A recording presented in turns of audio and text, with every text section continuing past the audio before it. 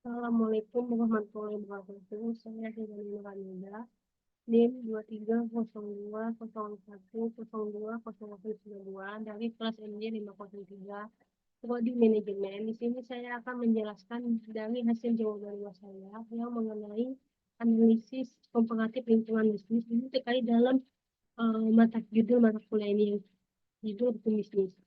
Sini saya akan menjelaskan secara ringkas yang sudah saya ringkas. Ini ada abstrak yang dimana Dingdong itu diakui sebagai salah satu wilayah yang dinamis secara ekonomi dalam menarik investasi asing. Brunei merupakan provinsi gerbang ke wilayah ekonomi Tenggara sampai ke wilayah ekonomi yang paling dinamis dan berkembang di negara ini.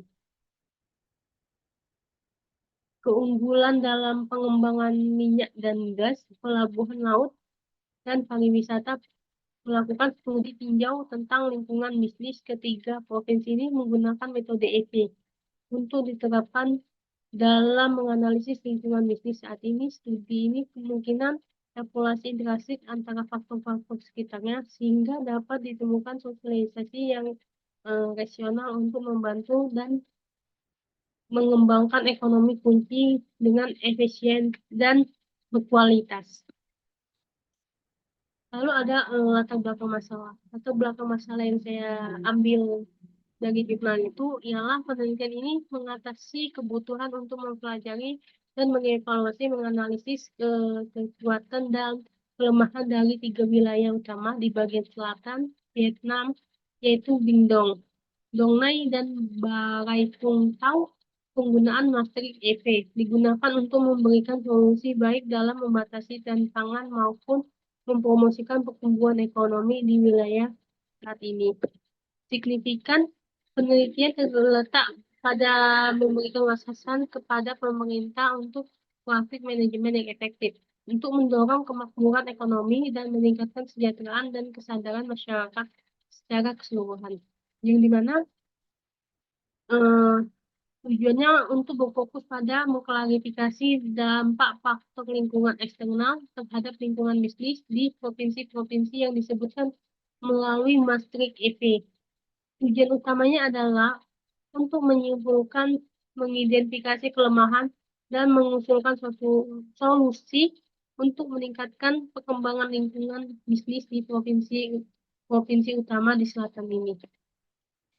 Lalu selanjutnya ada metode yang digunakan dalam jurnal yang saya dapat, yaitu dalam studi ini mencakup sumber data dan metode pengumpulan. Sumber data berasal dari penelitian penulis sendiri tentang lingkungan bisnis data survei yang tersedia. Metode pengumpulan data mencakup pendekatan ilmiah yang efisien dengan memanfaatkan sumber informasi sekunder, referensi, dan eksperimen. Adapun metode penelitian yang diterapkan adalah dengan mengumpulkan dan menganalisis data bisnis terkini dari laporan publik untuk memahami perkembangan lingkungan, yang dimana metodenya adalah kemampuannya untuk memberikan informasi spesifik dan akurat tentang lingkungan bisnis setiap wilayah. Namun, metode ini juga memiliki kekurangan seperti keterbatasan data lama, mungkin tidak sesuai dengan perbandingan dalam lingkungan bisnis inovatif, serta risiko ketidakandalan data. Lalu dari hasil yang sudah saya dapat, yang sudah saya ringkas, yaitu menunjukkan bahwa Provinsi Bingdong dan Barifung memiliki potensi ekonomi yang signifikan dengan lingkungan bisnis yang mengutamakan dan menarik bagi investor. Meskipun demikian, terdapat beberapa perbedaan dalam indeks masuk pasar, akses tanah, biaya waktu, dan faktor lainnya. Antara ketiga provinsi tersebut, Bungtau dan Bingdau menunjukkan kinerja yang baik, tetapi perlu meningkatkan pada aspek tertentu. Rekomendasi untuk Bungtau mencakup kebijakan untuk meningkatkan indeks masuk pasar, sedangkan Dungai perlu mengatasi biaya tidak resmi dan meningkatkan dinamika lingkungan besar. Secara keseluruhan, peningkatan dan langkah kooperatif dari ketiga provinsi menunjukkan perkembangan positif dalam menciptakan lingkungan bisnis yang lebih baik dan menarik bagi pertumbuhan ekonomi di selatan Vietnam. Selanjutnya itu dia mengenai keterbatasannya, di mana keterbatasan melibatkan cakupan wilayah yang terbatas pada tiga provinsi tersebut, yaitu Binh Dau, Dong Nai, dan Bà Phùng Thao, sehingga hasilnya mungkin tidak dapat sepenuhnya mencerminkan kondisi seluruh Vietnam. Selain itu, data yang digunakan dalam penelitian bersumber dari tahun ke tahun sebelumnya, sehingga keterkaitannya dengan kondisi ekonomi dan bisnis saat itu perlu diperhatikan. Terdapat juga ada potensi bias dalam pengumpulan data, terutama dalam aspek kepuasan bisnis yang dapat dipengaruhi oleh faktor-faktor subjektif.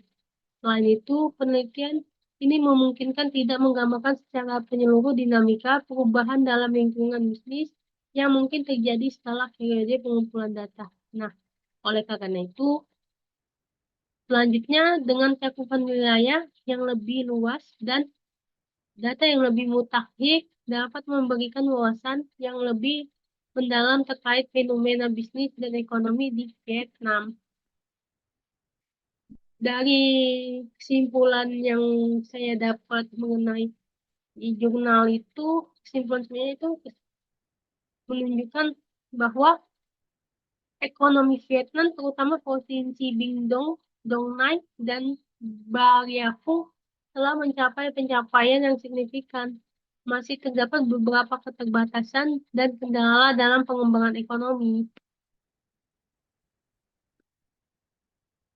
Dan ditemukan juga bahwa pentingnya fokus pada pengembangan regional, investasi yang menarik, dan perhatikan pada faktor lingkungan hidup dapat meningkatkan posisi dan daya saling saing nasional, daya saing nasional. Dalam konteks teori hukum dan bisnis berbasis pada lingkungan hidup, penelitian ini menunjukkan bahwa upaya untuk memperbaiki industri ekonomi dan mendukung pembangunan berkelanjutan dan menciptakan kondisi yang mendukung lingkungan. Relevansi penelitian dengan fenomena saat ini terletak pada usahanya untuk menginteraksikan teori hukum dan bisnis. Dan perhatikan juga pada lingkungan hidup untuk menciptakan landasan untuk pembangunan ekonomi yang berkelanjutan.